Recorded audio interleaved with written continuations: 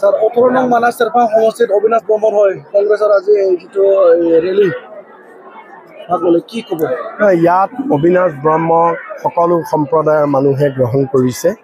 তেওঁ এজন ডেকা যুৱক আৰু দ্বিতীয়তে হৈছে ৰাইজে দেখিছে যে তেওঁ আটাইতকৈ বেছি হাৰ্ডৱৰ্ক কৰিব পাৰে আৰু তেওঁৰ যিটো কমিটমেণ্ট, তেওঁ এটা চৰকাৰী চাকৰি, এটা লোভনীয় চৰকাৰী চাকৰি কৰি থকা এটা ডেকা ল'ৰা, যি 62 বছৰ বয়সলৈকে চৰকাৰী চাকৰি কৰি থাকিব পাৰিলেহেঁতেন, কিন্তু তেওঁ সেই সকলোবিলাক ত্যাগ কৰি যে আজি ৰাইজৰ সেৱা কৰিবলৈ ওলাই আহিছে।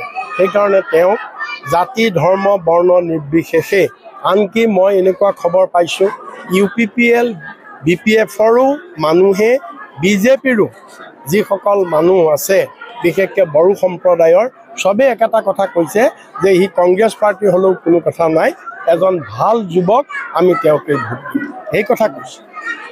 BTC একত হোৱাৰ পৰা BTR একত হোৱালৈ 40টা সমষ্টিত কেণ্ডিডেট দি পেলাই ফিল্ডত নামিছে, ৰাইজৰ কেনে সঁহাৰি?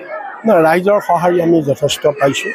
আমি এইবাৰেই নহয়, আমি সেইটো নহয় আচলতে 2016 চনত আমি কি বুলি কয় 2015 চনতো আমি BTRত কেণ্ডিডেট দিছিলোঁ আৰু 2020 চনতো আমি দিছিলোঁ, কিন্তু সকলো 40টা চিটত আমি দিয়া নাছিলোঁ, লিমিটেড সংখ্যক চিটত আমি দিছিলোঁ আৰু এইবাৰ আমি আটাইবিলাক চিটতেই দিছোঁ।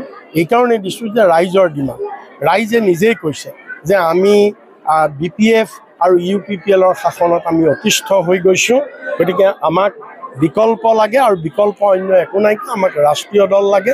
BJPৰো এই 10 বছৰত ফাঁকিবাজ ৰাইজে বুজি পালে আৰু সেইকাৰণে ৰাইজেই ডিমাণ্ড কৰিছে যে কংগ্ৰেছে সকলো চিটত খেলিব লাগে আৰু আমি সেইকাৰণে আমি সকলো চিটত আমি প্ৰাৰ্থী দিছোঁ। মুখ্যমন্ত্ৰীয়ে কৈছে BTCত কংগ্ৰেছৰ পজিশ্যন নাই, BPF UPPL BJPৰহে কণ্টেষ্ট হ'ব।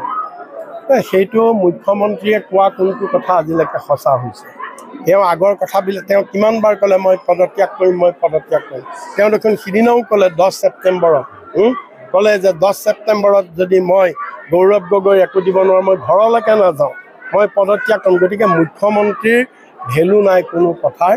যেনেকৈ মানে আমাৰ অসমীয়াত এটা কথা কয় নহয়, ছাগলে নেখায় কি পাগলে নকয় কি, ছাগলে নেখায় কি পাগলে নকয় কি। গতিকে এতিয়া ক'বলৈ বেয়া, আমাৰ মুখ্যমন্ত্ৰী ডাঙৰীয়াৰ কথাবিলাক হৈছে তেনেকুৱা, তেওঁৰ কোনো কথাৰ ভেলু নাই। মহিলাই 3 অক্টোবৰত চৰকাৰ গঠন কৰিব, সেইটোতো ক'বই লাগিব। তেওঁ সেইটো নক'লে মানুহৰ ওচৰলৈ যাব কেনেকৈ? মানুহেতো বুজি পাইছে 17 বছৰ মানুহে তেওঁহে কৈছে, ৰাইজে নাই কোৱা নহয় চৰকাৰ গঠন কৰিব বুলি। ৰাইজে কওক, 17 বছৰ ৰাইজক তেওঁ যি শোষণ কৰিলে, ৰাইজে সেইটো বুজি পাইছে, ৰাইজে বুজি পাইছে। গতিকে তেওঁ কওক, ৰাইজে ক'ব লাগিব, ৰাইজে কোৱা নাই সেইটো কথা। এইখন পাৰ্টি জয়ী হ'ব আপোনালোকৰ? না, মই চিটৰ সংখ্যা নকওঁ, মই ইমানেই ক'ব পাৰোঁ যে আমি সংখ্যাগৰিষ্ঠতা পাম, কংগ্ৰেছ দলে আমি একক সংখ্যাগৰিষ্ঠতা আমি লাভ কৰিম।